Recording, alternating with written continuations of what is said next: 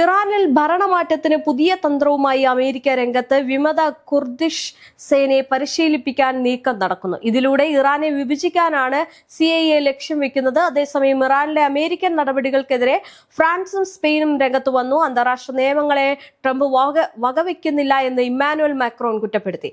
ഇരു രാജ്യങ്ങൾക്കുമെതിരെ രംഗത്ത് വന്നു. ഇറാനിൽ ഒരു ജനകീയ പ്രക്ഷോഭം വളർത്തുക എന്ന ലക്ഷ്യത്തോടെ കുർദിഷ് സേനയെ ആയുധമാക്കാനാണ് CIA നീക്കമെന്നും അടുത്ത വൃത്തങ്ങൾ CNN-നോട് വ്യക്തമാക്കിയിരുന്നു. ഇറാനിയൻ പ്രതിപക്ഷ ഗ്രൂപ്പുകളുമായും ഇറാഖിലെ കുർദിഷ് നേതാക്കളുമായും ട്രംപ് ഭരണകൂടം സജീവ ചർച്ചകൾ നടത്തിവരികയാണെന്നും വൃത്തങ്ങൾ അറിയിച്ചു. ഇറാൻ അതിർത്തിയിൽ പ്രധാനമായും ഇറാഖിലെ കുർദിസ്ഥാൻ മേഖലയിൽ ഇറാനിൽ കുർദിഷ് സായുധ ഗ്രൂപ്പുകളുടെ ആയിരക്കണക്കിന് സേനകൾ പ്രവർത്തിക്കുന്നുണ്ട്.